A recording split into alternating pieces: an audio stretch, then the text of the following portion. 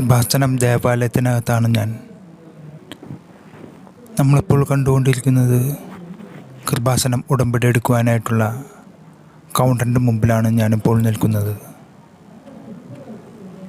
2-ാം number കൗണ്ടറാണ് Kripasanam ഉടമ്പടി ആദ്യമായിട്ട് എടുക്കുന്നതാണ് ടോക്കൺ ലഭിക്കുന്ന കൗണ്ടർ. ഈ കൗണ്ടറുകൾ ഇരിക്കുന്ന ഭാഗത്താണ് 2 നിലകളിലായിട്ട് കൃപാസനം ഉടമ്പടിയെ സംബന്ധിച്ചിട്ടുള്ള ക്ലാസ്സുകൾ നടക്കുന്നത്. ഇത് മെയിൻ ഹാൾ.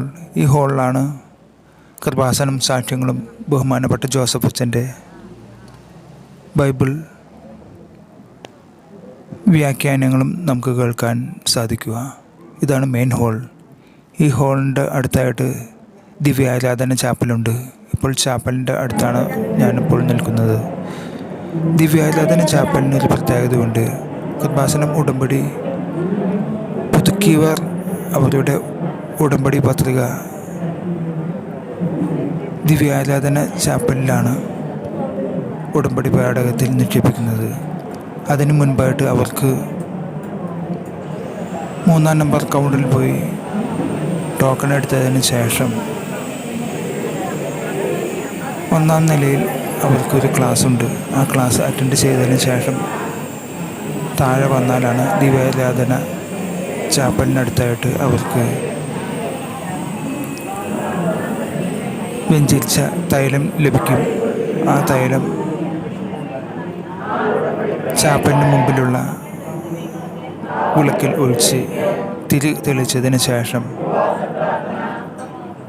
പ്രത്യക്ഷീകരണ പ്രാർത്ഥന ചൊല്ലി ദിവ്യാരാധന ചാപ്പലിനുള്ളിൽ അവർ അവരുടെ ഉടമ്പടി പാഠത്തിൽ നിക്ഷേപിക്കും. അതാണ് കൃപാസനം ഉടമ്പടി പുതുക്കുന്നവർ ചെയ്യേണ്ടത്. ഇപ്പോൾ നാം ആയിരിക്കുന്നത് കൃപാസനം മെയിൻ ഹാളിലാണ്. അവിടെ ബഹുമാനപ്പെട്ട ജോസഫ് അച്ഛൻ്റെ കൈവയ്പ് ശുശ്രൂഷയ്ക്ക് വേണ്ടി കുറച്ച് പേർ ദേവാലയത്തിന് മുൻപിൽ മുട്ടുകുത്തി നിൽക്കുന്നുണ്ട്. ഈ കൈവയ്പ് ശുശ്രൂഷ ലഭിക്കുന്നതിന് കൃപാസനം ഓഡിറ്റോറിയത്തിന് അടുത്തായിട്ട് അവിടെ ബഹുമാനപ്പെട്ട വൈദികരെ കാണാൻ സാധിക്കും. അവരോട് നമ്മുടെ ആവശ്യങ്ങൾ പറഞ്ഞ്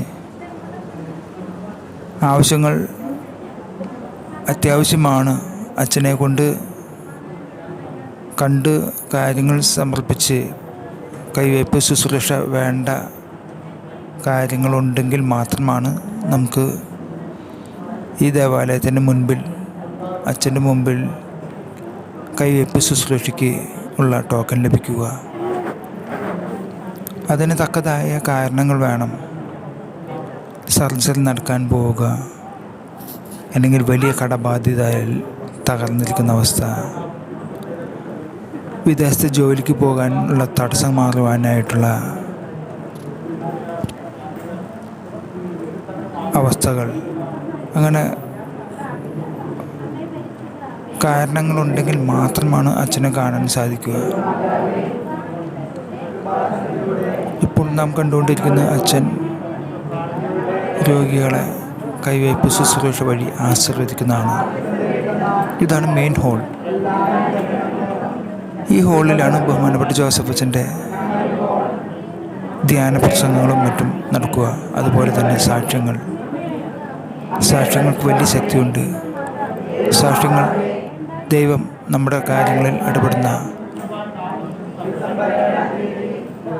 വ്യക്തമായ ഒരു കാഴ്ചയാണ് സാക്ഷ്യങ്ങൾ. നമ്മുടെ കാര്യങ്ങളിൽ ദൈവം വ്യക്തമായി ഇടപെടുന്നു. അതിൻ്റെ ഫലമായി നമുക്ക് ലഭിക്കുന്ന രോഗസൗഖ്യങ്ങളാവാം, ജോലിയാവാം, കടബാധ്യതകൾ മാറുന്നതാവാം, വീട്, സ്ഥലം എന്നിവ വിറ്റൊഴിയുന്നതാവാം, മക്കളില്ലാത്ത അവസ്ഥയിൽ മക്കളെ ലഭിക്കുന്ന ഒരു കൃപ ലഭിക്കുന്നതാവാം,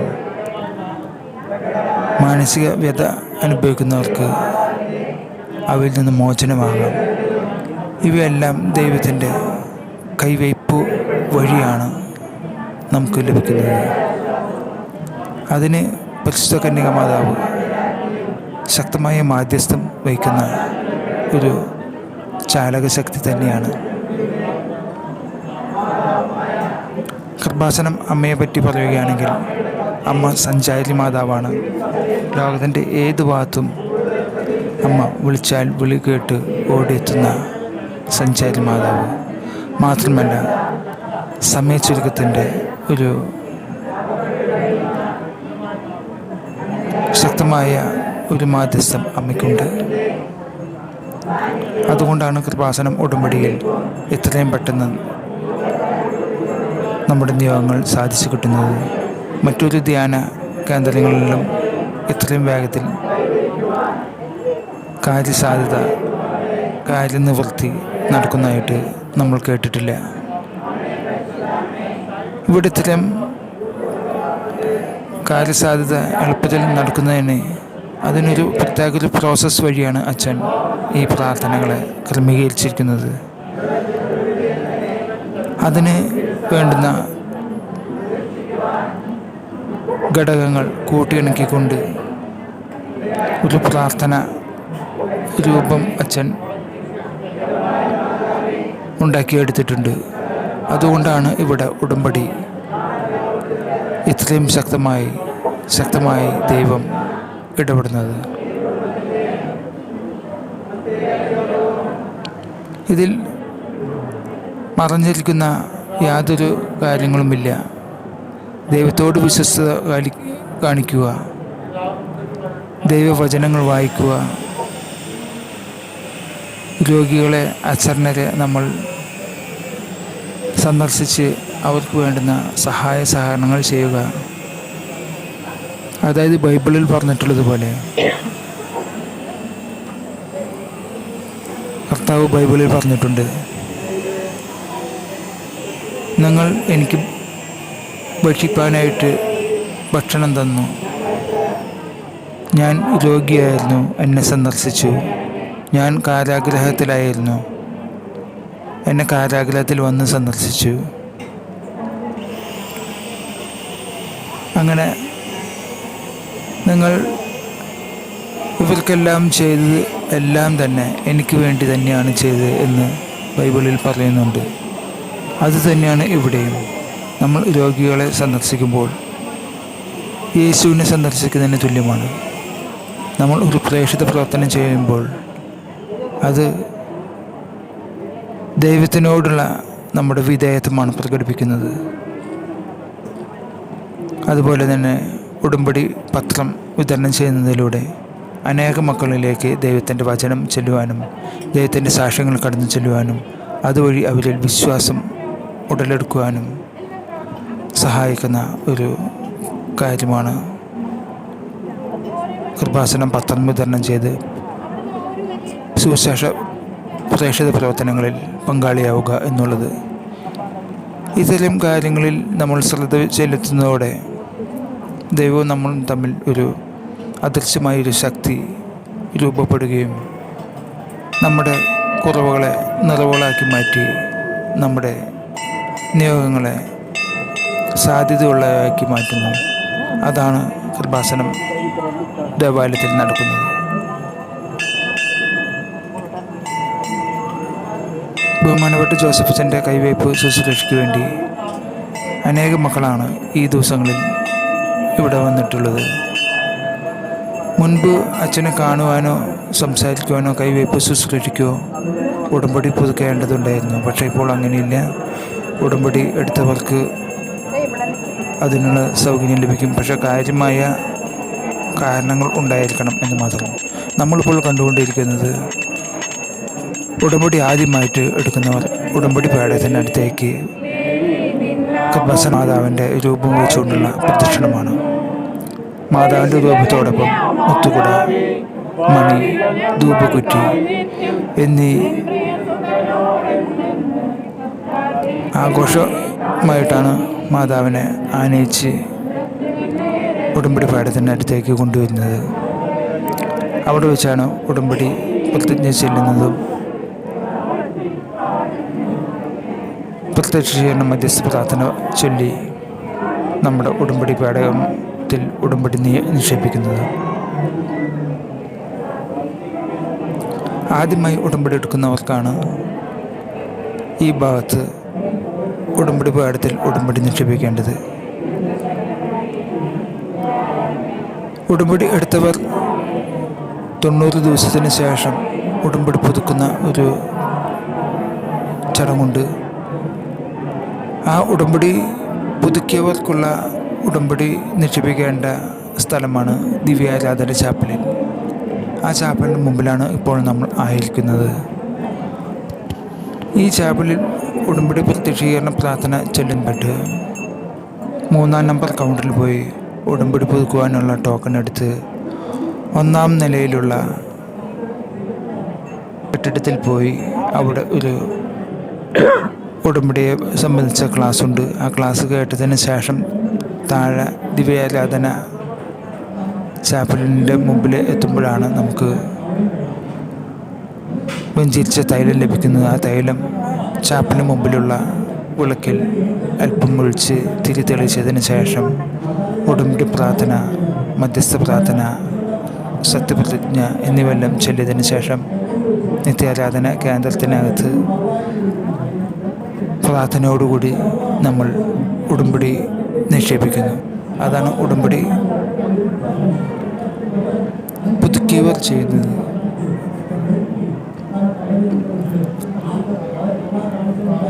ദൈവത്തിൻ്റെ ശക്തമായ ചൈതന്യം കുടികൊള്ളുന്ന ഒരു സ്ഥലമാണ് ആലപ്പുഴ കലവൂരിലുള്ള ഈ കൃപാസനം ധ്യാന കേന്ദ്രം. പരിശുദ്ധ കന്യാമാതാവ് 2004 ബഹുമാനപ്പെട്ട ജോസഫ് അച്ഛന് പ്രത്യക്ഷപ്പെട്ടത് ഈ മണ്ണിലാണ്. അന്ന് മാതാവ് ഇപ്പോൾ മാതാവിൻ്റെ വിമല ഹൃദയത്തിൽ ക്ലോക്കിൻ്റെ ഒരു അത്ഭുത രൂപമാണ് പ്രത്യക്ഷപ്പെട്ടത്. അങ്ങനെയുള്ള രൂപം ഈ കൗണ്ടറിൻ്റെ അടുത്തായിട്ട് ഒരു ചെറിയ ചാപ്പൽ സ്ഥാപിച്ചിട്ടുണ്ട്. ആ ചാപ്പലിൽ മാതാവിൻ്റെ രൂപം കാണാൻ നമുക്ക് സാധിക്കും. ആ മാതാവിൻ്റെ രൂപത്തിന് മുൻപിലായിട്ട് വെഞ്ചരിച്ച മണ്ണ് നമുക്ക് കളക്ട് ചെയ്ത് വീട്ടിലേക്ക് കൊണ്ടുപോകാനുള്ള സൗകര്യമുണ്ട്. പലരും ഈ വെഞ്ചരിച്ച മണ്ണ് ഉപയോഗിക്കുന്നത് സ്ഥല കച്ചവടം നടക്കാത്ത അവസ്ഥ, വീട് കച്ചവടം നടക്കാത്ത അവസ്ഥ, അങ്ങനെയുള്ള തടസ്സങ്ങൾക്ക് വേണ്ടിയാണ് ഈ വെഞ്ചരിച്ച മണ്ണ് കൊണ്ടുപോയി ആ സ്ഥലത്ത് നിക്ഷേപിക്കുകയും പ്രാർത്ഥിക്കുകയും വിശ്വാസ പ്രമാണം ചൊല്ലി ഉടമ്പടി പ്രാർത്ഥന ചൊല്ലുക വഴി എളുപ്പത്തിൽ സ്ഥല കച്ചവടം, വീട് കച്ചവടം നടക്കുന്നതായിട്ട് കണ്ടുവരുന്നു.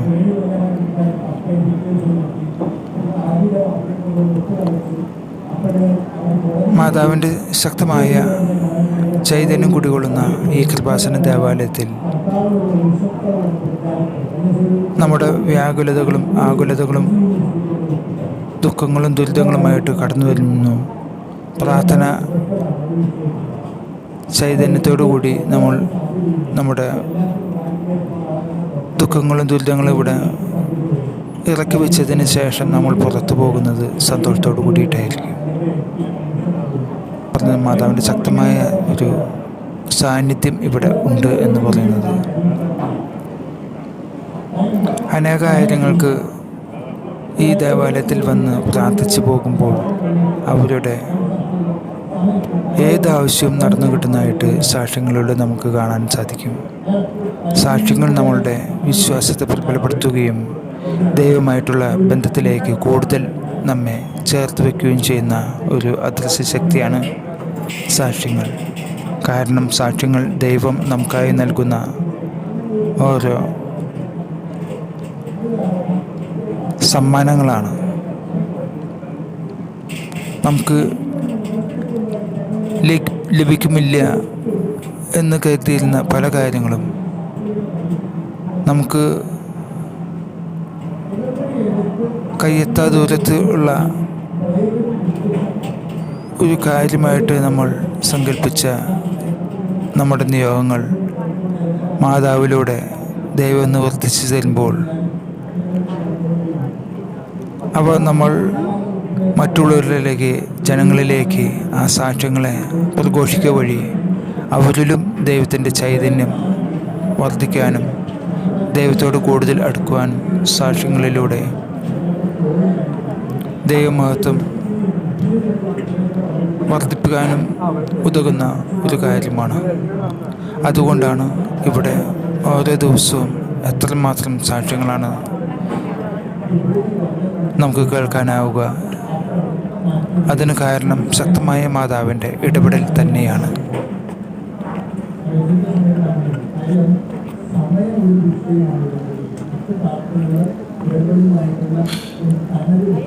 ഇന്ന് വളരെയധികം ഭക്തജനങ്ങളാണ് ഉടമ്പടി എടുക്കുവാനും ഉടമ്പടി പുതുക്കുവാനായിട്ട് ഇവിടെ എത്തിയിട്ടുള്ളത്. ഓരോ ദിവസവും ഭക്തജനങ്ങളുടെ തിരക്ക് വർദ്ധിക്കുന്നതാണ് നമ്മളിവിടെ കാണുന്നത്. അനേകായിരങ്ങളിലേക്കാണ് ഇവിടുത്തെ സാക്ഷ്യങ്ങൾ ചെന്ന് ചേരുന്നത്. അത് കേരളത്തിന് അകത്ത് പുറത്ത്, ഇന്ത്യക്കകത്ത് എന്ന് മാത്രമല്ല, ഇന്ത്യക്ക് പുറത്തു പോലും, ലോകത്തിൽ പോലും മാതാവിൻ്റെ ശക്തമായ ചൈതന്യത്തെക്കുറിച്ചുള്ള സുവിശേഷ പ്രഘോഷണം നടക്കുന്നുണ്ട്. അതിൻ്റെ ശക്തമായ തെളിവാണ് ലോകത്തിൻ്റെ വിവിധ ഭാഗങ്ങളിൽ മാതാവിൻ്റെ രൂപം വെച്ച് പ്രാർത്ഥിക്കുന്ന ഒരു കീഴ്വഴക്കം കണ്ടുവരുന്നത്.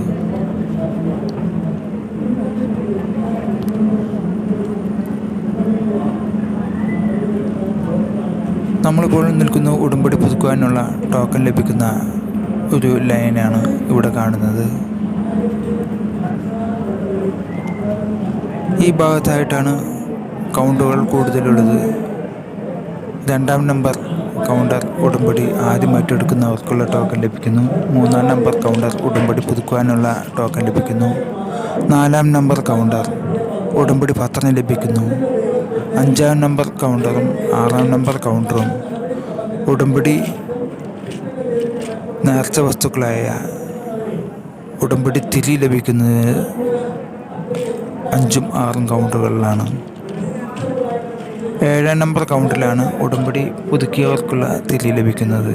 8ഉം 9ഉം കൗണ്ടറുകളിൽ കൗൺസിലിങ്ങിന് ശേഷമുള്ള ഉടമ്പടിയുടെ കാര്യങ്ങളെക്കുറിച്ചുള്ള ധാരണ ലഭിക്കുന്ന കൗണ്ടറുകളാണ്. അതിന് പുറമെ നമുക്ക് ഇവിടെ വളണ്ടിയേഴ്സിൻ്റെ സേവനം ലഭ്യമാണ്. എന്ത് സംശയങ്ങളുണ്ടെങ്കിലും അവരോട് ചോദിച്ച് സംശയ നിവൃത്തി വരുത്താവുന്നതാണ്.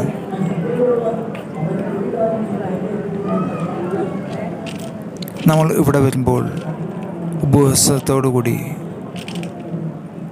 വരികയാണെങ്കിൽ ഉടമ്പടിക്ക് കൂടുതൽ ശക്തി ലഭിക്കും എന്നതിന് അനേകം സാക്ഷ്യങ്ങളിലൂടെ നമ്മൾ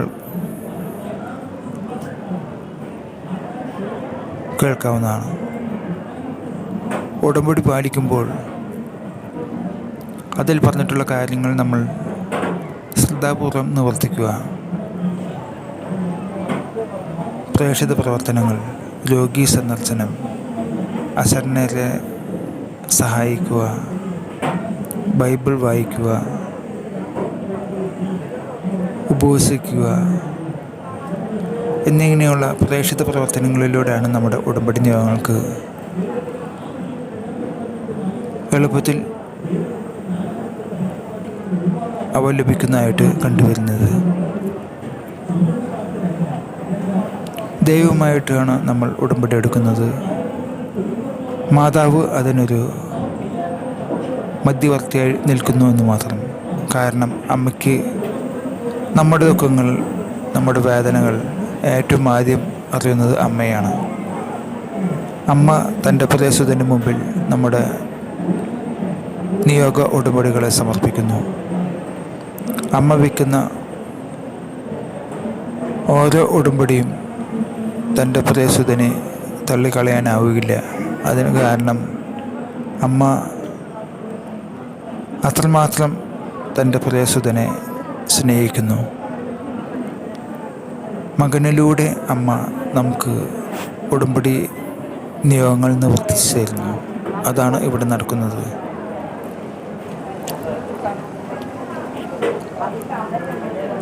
കൃപാസനം ഡയറക്ടറാണ് ബഹുമാനപ്പെട്ട VP ജോസഫ് അച്ഛൻ. അച്ഛൻ്റെ നേതൃത്വത്തിലാണ് ഈ ധ്യാന കേന്ദ്രം നടന്നു പോകുന്നത്. 2004 ജോസഫ് അച്ഛന് ഈ കൃപാസനം ധ്യാന കേന്ദ്രത്തിൽ വെച്ച് മാതാവിൻ്റെ പ്രത്യക്ഷമുണ്ടാവുന്നത്. അതിനുശേഷം പിന്നെ ഭക്തജനങ്ങളുടെ ഒരു കുത്തൊഴുക്ക് തന്നെയാണ് ഈ കൃപാസനം ദേവാലയത്തിലേക്ക്. മാതാവിൻ്റെ ശക്തമായ ചൈതന്യം ഈ ദേവാലയത്തിൽ കുടികൊള്ളുന്നു. അവ അനേകരിലേക്ക് ആ ചൈതന്യം ഒഴുകുന്നതിൻ്റെ ഫലമാണ് ഇവിടെയുള്ള ഓരോ സാക്ഷ്യങ്ങളിലൂടെയും നമ്മൾ ദൈവത്തെ പ്രവർത്തിക്കുന്ന, ദൈവത്തെ മഹത്വപ്പെടുത്തുന്ന പ്രാർത്ഥനകളായിട്ട് ഉരുത്തിരിയുന്നത്. ധാരാളം ഭക്തജനങ്ങളാണ് ഇപ്പോഴും ഇവിടേക്ക് കൃപാസനം ഉടമ്പടി എടുക്കുവാനും ഉടമ്പടി പുതുക്കുവാനായിട്ട് എത്തുന്നത്. നമ്മുടെ വിശ്വസ്തത അതിനനുസരിച്ചാണ് ഉടമ്പടിയിന്മേൽ സാധ്യത വരുന്നത്. പലപ്പോഴും നമ്മൾ മാനുഷികമായ ദൗർബല്യങ്ങൾക്ക് അടിമപ്പെട്ട് ഉടമ്പടിയിൽ ഉഴപ്പിപ്പോകുന്ന സന്ദർഭങ്ങളുണ്ടാവാറുണ്ട്. അങ്ങനെ വരുമ്പോൾ ഉടമ്പടി നിയമങ്ങളിന്മേൽ സാധ്യതയ്ക്ക് കാലതാമസം നേരിടും. ബഹുമാനപ്പെട്ട ജോസഫ് അച്ഛൻ പറയുന്നു, ഉടമ്പടിക്ക് വിഘ്നങ്ങൾ വന്നാൽ പോലും നിങ്ങൾ ഉടമ്പടി പുതുക്കി വീണ്ടും ദൈവത്തിൽ ശരണം പ്രാപിക്കുക. നിങ്ങളുടെ യാചനകൾ ദൈവം സാധിപ്പിച്ചു തരും എന്നാണ് ബഹുമാനപ്പെട്ട ജോസഫ് അച്ഛൻ പറയുന്നത്.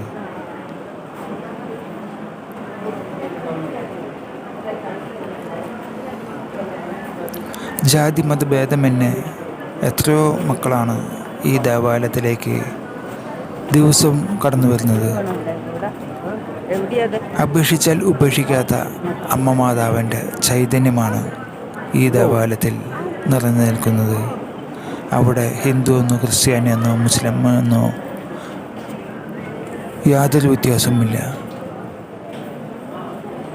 അമ്മയെ വിളിച്ചപേക്ഷിക്കുന്നവർക്ക് അമ്മ ഉത്തരം നൽകുന്നു. കാരണം അമ്മ ലോകത്തിൻ്റെ അമ്മയാണ്. ഈ ലോകത്തിലെ എല്ലാവരും ആ അമ്മയുടെ മക്കളാണ് എന്നതാണ് അതിന് കാരണം. സത്യമായും ജീവിക്കുന്ന ദൈവത്തിൻ്റെ ശക്തമായ സാന്നിധ്യം കുടികൊള്ളുന്ന ഈ കൃപാസന ദേവാലയത്തിലേക്ക് നിങ്ങൾ ഏവർക്കും സ്വാഗതം. നിങ്ങളുടെ നിയോഗങ്ങൾ, നിങ്ങളുടെ വിഷമങ്ങൾ, ദുരിതങ്ങൾ, ദുഃഖങ്ങൾ, ആകുലതകൾ ഇറക്കി വയ്ക്കുവാനായിട്ടുള്ള ഒരു അത്താണിയായിട്ട് കൃപാസന മാതാവിനെ നിങ്ങൾക്ക് ചേർത്ത് പിടിക്കാം. അമ്മ നിങ്ങളെ ഉപേക്ഷിക്കുകയില്ല. അപേക്ഷിച്ചാൽ ഉപേക്ഷിക്കാത്ത കരുണയുള്ള, കൃപയുള്ള, വാത്സല്യനിധിയായ കൃപാസന മാതാവാണ് ഈ ദേവാലയത്തിൽ കുടികൊള്ളുന്നത്.